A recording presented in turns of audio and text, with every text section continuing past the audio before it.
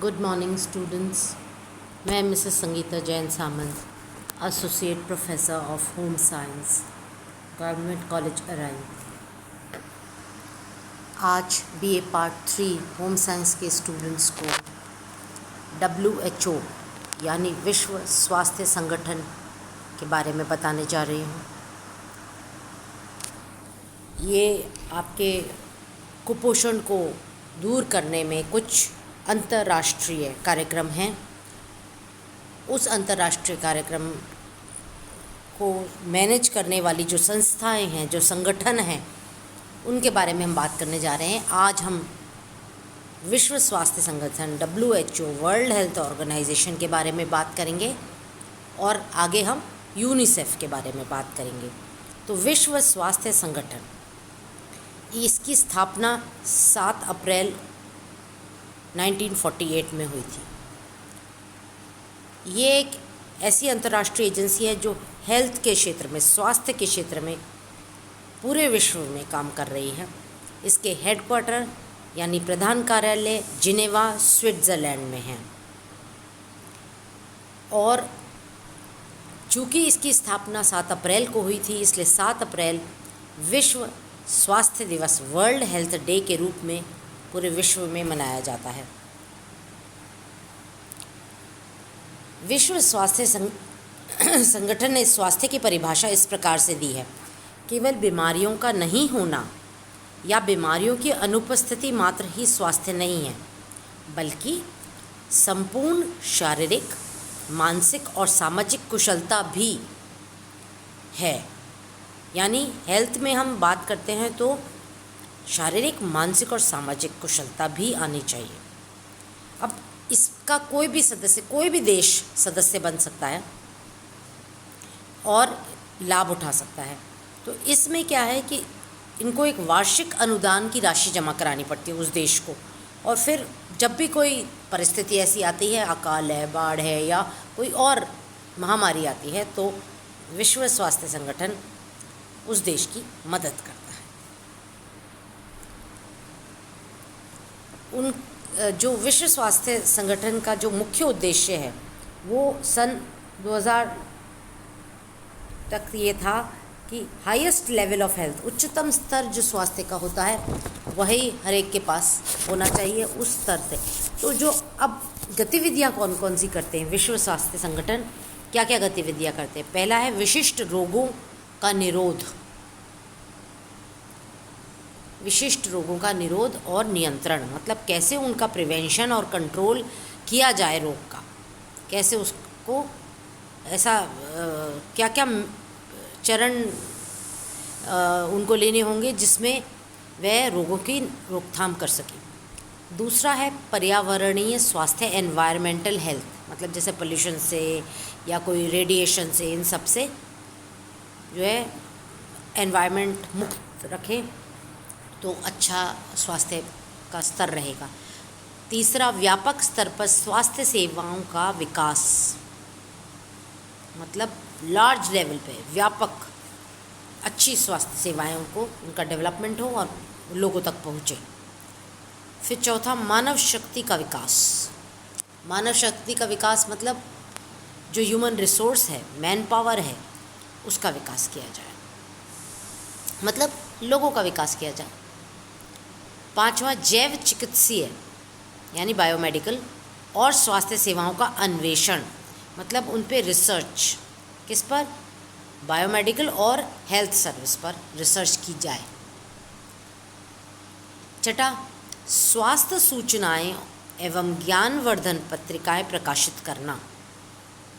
और सातवां, स्वास्थ्य कार्यक्रमों का नियोजन और क्रियान्वयन, मतलब जो हेल्थ प्रोग्राम है उनकी कैसे तो प्लानिंग हो और कैसे उसका क्रियान्वयन हो। Planning and execution of health programs, ये इम्पोर्टेंट है। तो ये 7 जो चीज़ें हैं, इनके बारे में एक हल्का सा, थोड़ा सा आपको हम और विस्तृत रूप से बताते हैं। विशिष्ट रोगों का निवारण एवं नियंत्रण। अब कौन कौन से रोग हो सकते हैं खतरनाक? जैसे चेचक, जैसे पोलियो, जैसे कॉलेरा, हैजा, मलेरिया, खसरा, पीत ज्वर, इन्फ्लुएंज़ा, ये सब जो हैं ऐसे रोग थे जो व्यापक स्तर पर फैल रहे थे। और अब आजकल क्या चल रहा है, कोरोना।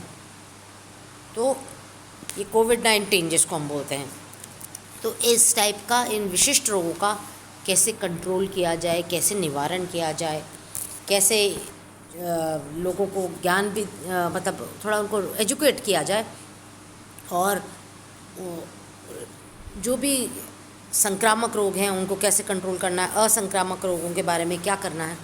तो ये सारी चीज़ें जो हैं इसमें ही आती है। इसमें इन्होंने मेंटल हेल्थ को भी ध्यान में रखते हुए मेंटल हेल्थ प्रोग्राम भी चलाया हुआ है, और कैंसर से संबंधित भी बहुत सारे हेल्थ प्रोटेक्शंस कैसे होने चाहिए, कौन कौन से कारक हैं जो कैंसर को के लिए रिस्पॉन्सिबल हैं, तो उन सब के बारे में सही बताना। फिर दूसरा जो हम बात कर रहे थे, पर्यावरणीय स्वास्थ्य, एनवायरमेंटल हेल्थ। क्या क्या होता है एनवायरनमेंट में भाई, अपने को हवा, पानी, ये सब जो है शुद्ध होना चाहिए। किसी प्रकार की कोई पॉइजनस गैस या केमिकल्स या जल प्रदूषण ये सब नहीं होना चाहिए। तो इससे बचने के लिए लोगों को क्या करना चाहिए, लोगों को एजुकेट करना चाहिए। तो उसके लिए क्या करना चाहिए, पुस्तक प्रकाशित करता है, और रेडिएशन से सुरक्षा के लिए इंतजामात करता है। केमिकल्स, जो हार्मफुल केमिकल्स जो इंडस्ट्रीज से निकलते हैं, उनके बारे में भी गाइडलाइंस होती हैं।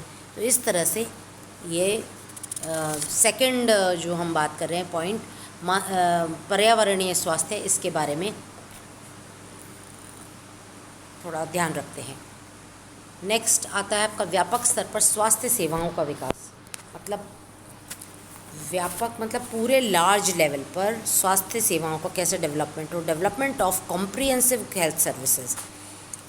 मतलब जैसे टीकाकरण भी होता है कॉम्प्रिहेंसिव में, और भी कौन सी टेक्नोलॉजी है उसका क्या विकास करना है, या मातृ स्वास्थ्य दर कैसे बढ़ानी है, कैसे शिशु मृत्यु दर को कम करना है। तो ये सारी चीज़ों को व्यापक स्तर पर कौन से परिवार नियोजन के कार्यक्रम होने चाहिए, मातृ बाल स्वास्थ्य के लिए क्या कार्यक्रम होने चाहिए, न्यूट्रिशन से संबंधित क्या होना चाहिए, तो इस पर भी विशेष ध्यान रखता है, कैसे उनके स्वास्थ्य की रक्षा की जाए। अब नेक्स्ट आता है मानव शक्ति का विकास। मतलब व्यक्ति, मैन पावर, इसका कैसे विकास किया जाए। उत्तम स्वास्थ्य और जीवन स्तर को उन्नत बनाने के लिए व्यक्ति का आर्थिक स्थिति सुदृढ़ होना, उसकी सामाजिक स्थिति मजबूत बनना, उसके आवास, उसके आहार, उसके पोषण, उसके वस्त्र, औषधियाँ सब सुलभ तरीके से उपलब्ध हो पाएँ, कैसे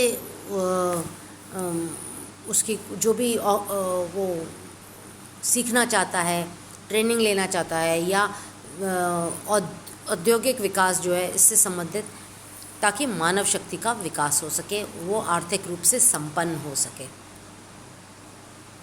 नेक्स्ट आता है आपका जैव चिकित्सीय और स्वास्थ्य संबंधी सेवाओं का अन्वेषण, रिसर्च करना। किस चीज़ पर, बायोमेडिकल पर और हेल्थ सर्विसेज पर। इस पे करने से क्या होगा, इस पे करने से जो है आपको पता चलेगा रोग के क्या कारण हैं, कौन सी दवाएं काम करती हैं, किस तरह से इनका दवाओं का बनाना उचित रहेगा। तो इस टाइप की रिसर्च के लिए जो है सहायता भी देता है, ग्रांट भी देता है, और जो बड़ी रिसर्च करने वाली संस्थाएं हैं वहाँ पर प्रोफेसर्स के बारे में, या प्रोफेसर्स को भेजना, या जो भी उनकी ट्रेनिंग के लिए, या जो भी उनको विकास करने के लिए, इस तरह की रिसर्च का विकास करने के लिए जो भी स्टेप्स लेने पड़ते हैं, WHO इसका ध्यान रखता है। नेक्स्ट, स्वास्थ्य सूचनाएं एवं ज्ञानवर्धक पत्रिकाएं प्रकाशित करना। देखिए यहाँ पर ये बहुत इम्पोर्टेंट है कि सबसे बड़ी चीज़ जो है, लिटरेचर जो होता है वह लोगों तक पहुँच सकता है। तो अब आजकल तो कितना आसान हो गया है, कंप्यूटर से, इंटरनेट से, और इन चीज़ों से भी, और पुस्तकें हैं, फोरम है, जर्नल है, मैनुअल है, पोस्टर्स हैं, इन सब के द्वारा जो है स्वास्थ्य सूचनाएं और ज्ञानवर्धक जो भी सामग्री है वह उसका भी ध्यान रखता है WHO। नेक्स्ट है स्वास्थ्य कार्यक्रमों का नियोजन और क्रियान्वयन। मतलब कैसे स्वास्थ्य कार्यक्रम जो हैं किस तरह से उनकी प्लानिंग होनी चाहिए और किस तरह से उनको एग्जीक्यूट करना चाहिए। मतलब एक प्लान तो बना लिया, पर अब हर देश में या देश में जहाँ ज़रूरत है उन देशों के उस हिस्से में किस तरह से प्राथमिक चिकित्सा या आहार कृषि संगठन जो फूड एंड एग्रीकल्चर ऑर्गेनाइजेशन है इसके हिसाब से स्टैंडर्ड्स बनाने हैं, या हेल्थ के जो भी टीकाकरण कार्यक्रम है उसके प्रति जो है उनको विशेष रूप से ये सारी सेवाएं पहुंचानी हैं। छोटे गर्भावस्था में दात्री माता तक, या फिर छोटे शिशुओं को इन बाल्यावस्था में किस तरह से ये सारे प्लान करके और इनको एग्जीक्यूट करना चाहिए। मतलब इनको किस तरह से हम आगे बढ़ाएं।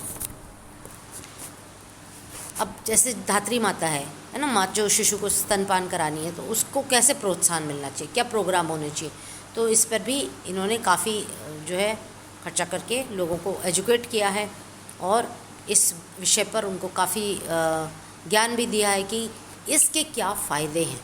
तो इस तरह से कुछ न कुछ इनके चलते रहते हैं प्रोग्राम विश्व स्वास्थ्य संगठन के, और जो भी इनके सदस्य हैं उनको ये सारी सुविधाएं, सारी हेल्प जो दे सकते हैं वह पहुंचाने की कोशिश करते हैं। ये एक अंतर्राष्ट्रीय संस्था है जो हेल्थ के इस क्षेत्र में काफ़ी अच्छा काम कर रही है, और भारत WHO का काफ़ी जो है मदद लेता है। धन्यवाद।